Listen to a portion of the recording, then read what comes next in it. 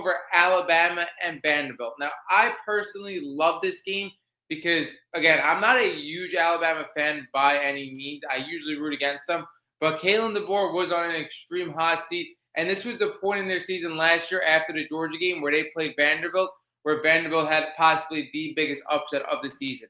And for me personally, again, I love Johnny Manziel. He is my favorite college football player of all time. He's in support of Diego Pavia, but for some reason for me, I just can't get on Diego Pavia. I think he talks more than any other player in the country, and I was rooting for him, honestly, to go down in this game. Now, definitely a reason why he goes down in this game is because he did not play his best football. You go into Tuscaloosa, you got to play your best football to knock off this Alabama team, especially with a Vanderbilt team where you don't have the depth of roster as in Alabama. You got to come out and be a star. And it was just not his day in this game.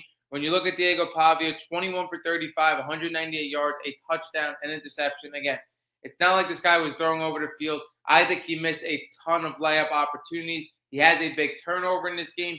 Again, you have to take over and be the brightest star on the field if you want to knock off Tuscaloosa at home. We saw Florida State do it in the beginning of the year. Again, I think that was a little bit of unpreparedness from Alabama, but at the same time, Thomas Castellanos was flawless in that game. Diego Pavia in this game was not. Cedric Alexander scored the 2 touchdowns for Vanderbilt. One was just on a breakaway run for 65 yards. The other one was on a short catch for a touchdown. But I think this game really leans on Diego Pavia.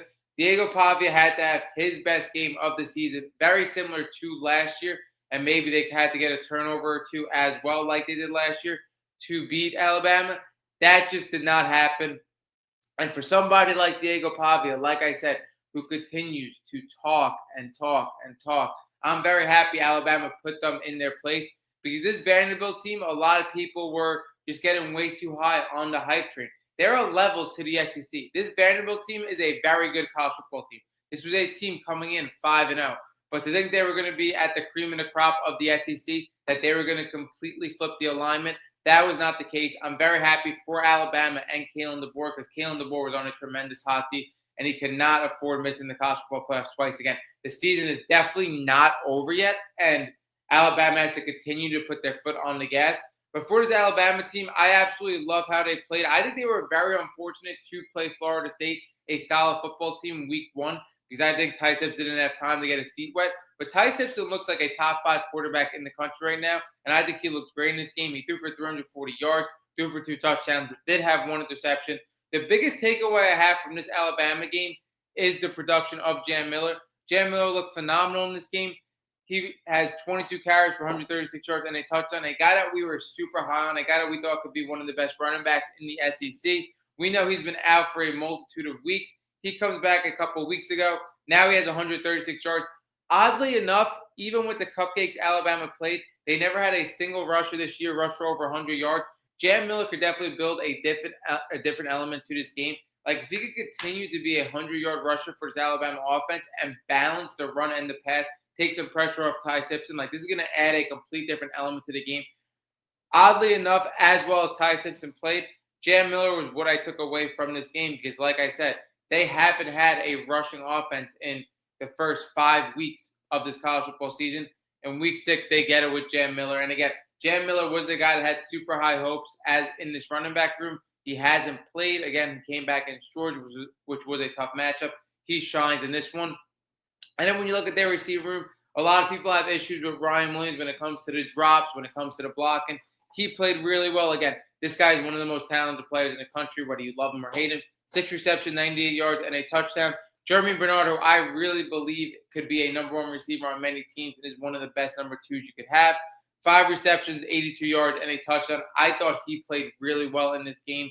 And then you have Isaiah Horton, who has been stepping up. I didn't know that he would have this much of a workload already. I mean, this is a guy that has 236 yards already as a wide receiver 3 in this offense. Their receiving core looks really good. Their running back room looks really good. I love how their defense came out as well. I think it just took time for Alabama to settle in, as we were seeing with this new age Alabama. I'm happy that they shut out all the noise from last year, and they got it done against Vanderbilt. Like I said, I'm extremely happy because I just am not a fan of Diego Pavia. A guy that's like, come on, a 5th-year senior that's talking so much, when you are really the underdog in all these matchups, it's time you got put in your place, and Alabama put them in his place. Now for Alabama, though, which I want to discuss, Alabama gets this win that they must need it, and they get the win against Georgia as well in the previous week. But they play a Missouri team, a Tennessee team, South Carolina, LSU, Oklahoma, and Auburn, and they could really only afford one more loss in all these matchups. Now, I think they're a better team than Missouri. I think they're a better team than Tennessee, but I think those are extremely tough matchups that you can't overlook.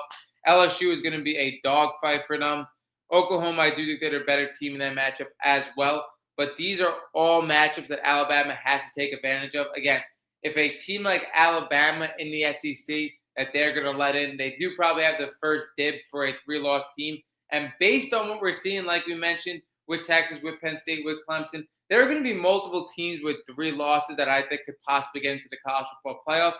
But Alabama has a tough schedule. They have to continue to put their foot on the gas because, like I said, they can't really afford any hiccups, especially with second year under Kalen DeBoer when you don't make a 12-team college football playoffs.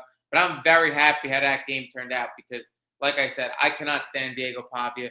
I mean, you saw it on my channel. I posted the victory formation. He was practicing victory formations. Like, the guy is just being, a complete you-know-what. So I'm very happy he got put in his place. And Alabama shows that there is levels to the SEC.